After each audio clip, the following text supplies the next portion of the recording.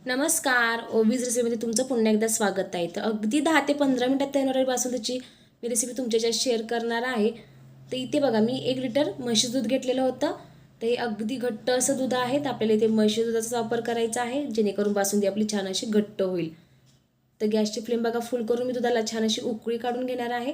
तर उकळी येताना बघा जो साईड तयार होते आपल्या दुधावरती तर ती आपण अशा प्रकारे मिक्स करून घेणार आहोत आणि दुधाला छान अशी उकळी काढून घेणार आहोत एकदम फुल गॅसवरती. तर इथे बघू शकता दुधाला मस्त अशी उकळी आलेली होती.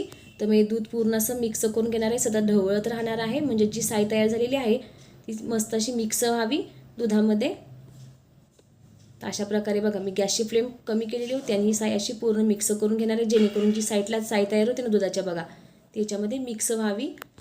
आता मी ह्याच्यामध्ये 1 वाटी साखर घालणार आहे. तर इथे 1 लिटर दुधासाठी 1 वाटी साखरेचा वापर केलेला होता. गोड तुम्ही तुमच्या आवडीनुसार घ्यायचे, कमी किंवा जास्त देखील घेऊ शकता. तुम्ही साखर वाढवली तरी चालेल. आता मी साखर छान अशी मिक्स करून घेणार आहे. हलवत राहून ही मिक्स करणार आहे. तर इथे बघू शकता दुधाला छान अशी उकळी काढून मी साखर मिक्स करून घेतलेली होती. तर ही सगळी प्रोसेस आपल्याला बारीक गॅसवरतीच करायची आहे. तर दुधाला बघा छान अशी उकळल्यानंतर हे दूध साईडला ठेवून दिलेलं होतं आणि इथे एक नॉनस्टिकचा तवा घेतलेला होता. तर त्या नॉनस्टिकच्या तव्यामध्ये मी हा खवा भाजून घेणार आहे. तर हा बघा बिनगोडी खव्याचा वापर केलेला आहे इथे मी. तर अर्धा पावशेर या प्रमाणात खवा आहे. तर मी हा डायरेक्टली न तसा घेता खिसून घेतलेला आहे म्हणजे जेणेकरून आपल्याला हे भाजून घेणं देखील सोपं जाईल आणि हा खवा बघा पटकन असा मेल्ट देखील होईल. मेल्ट म्हणजे हा खवा बघा भाजत जसा आपण जाऊ तसा खूप छान असा मऊ होत जातो आणि जेव्हा आपण तो बासुंदीमध्ये वापरतो तेव्हा पटकन असा बासुंदीमध्ये तो मिक्स होतो. त्यासाठी आपल्याला अगोदर हा अशा प्रकारे भाजून घ्यायचा आहे. तर तव्यावरती बघा मी तेलाचा आणि तुपाचा कशाचाच वापर न करता भाजून घेतलेला आहे. जसं तुम्ही गॅसची फ्लेम बारीक करून हा भाजत जाल तसा हा छान असा ह्याचा गोळा तयार होत जातो बघा.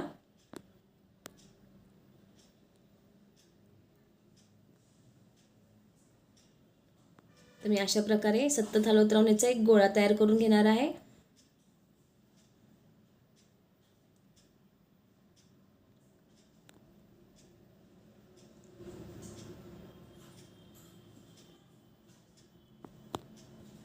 ते इथे बघू शकता छान असा गोळा तयार झालेला आहे खव्याचा आणि अगदी मऊ असा झालेला आहे. जर तुम्ही खवा वापरत असाल तर तुम्हाला अशा प्रकारेच हा खवा वापरायचा आहे आणि जर नसेल खवा वापरायचा तुम्ही इथे मिल्क पावडरचा देखील वापर करू शकता. पण मिल्क पावडर बघा आपल्याला डायरेक्टली नाही टाकायची दुधामध्ये. अगोदर ती थोड्याशा वाटीभर दुधामध्ये मिक्स करून घ्यायची आणि मगच या दुधामध्ये घालून घ्यायची आहे. ते प्रमाण तुम्ही तुमच्या दुधानुसार वापरून घ्यायचं आहे. आता इथे 1 लिटर दुधासाठी मी अर्धा पावशेर खव्याचा वापर केलेला होता. आता दुधाला एका साईडला मी छान अशी उकळी काढून घेतलेली होती आणि त्याच्यामध्ये हा खवा घालून घेणार आहे.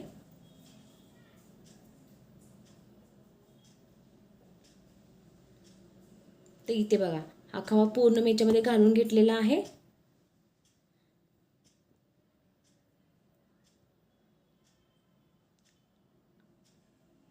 जसं तुम्ही बघा हे दूध असं ढवळत जाल तसा छान असं याच्यामध्ये मिक्स होत जातो. अशा प्रकारे बघा जेव्हा आपण भाजून घेतो खवा तेव्हा तो पटकन असा मिक्स होत जातो.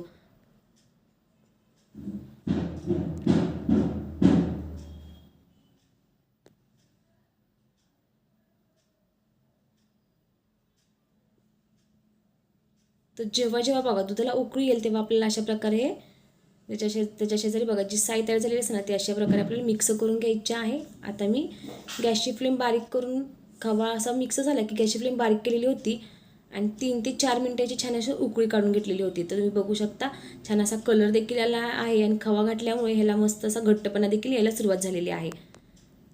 तर आपल्याला आता याच्यामध्ये बदामाचे काप घालून घ्यायचे आहेत. तुम्हाला नसेल बदाम घालायचं तर तुम्ही याच्यामध्ये तुमच्या आवडीचे कोणतेही ड्रायफ्रुट्स वापरू शकता किंवा चारोळी देखील फक्त वापरली तरीही चालेल. ते बघा आता मी ड्रायफ्रुट्स बघा घातल्यानंतर बारीक फ्लेमवरती छान असे हे उकळवून देणार आहे. ह्याला छान असा घट्टपणा येऊन देणार आहे बासुंदीला. तर आपल्याला हे बारीक गॅस करून जेवढी होईल तेवढी ह्याला उकळी काढून घ्यायची आहे आणि उकळी निघताना बघा आपल्याला सतत असं हलवत राहायचं आहे म्हणजे जेणेकरून हे दूध मिक्स जी साईज बघा तयार झालेली आहे ती मिक्स होत जाईल आणि छान आपली अशी बासुंदी मस्त रवा तयार होईल.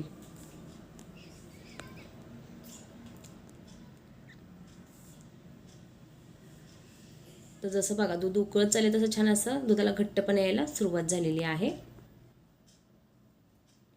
आपली बघा इथे बासुंदी देखील तयार झालेली होती. अगदी छान अशी आपली मस्त घट्ट बासुंदी तयार झालेली आहे. तुम्ही घरगुती पद्धतीने खूप छान अशी तयार करू शकता, अगदी दुकानातून आपण विकत आणतो तशी. तर इथे बघा मस्त असा घट्टपणा आला आहे बासुंदीला. तर मी बासुंदी झाल्यानंतर थोड्या वेळ थंड करून फ्रीजला ठेवून दिलेली होती आणि फ्रीजला ठेवल्यानंतर ह्याला छान असा बघा घट्टपणा आलेला आहे. तर तुम्हाला रेसिपी कशी वाटली मला नक्की कमेंट करून सांगा. माझ्या चॅनल लाईक करा, शेअर करा आणि सबस्क्राईब करा.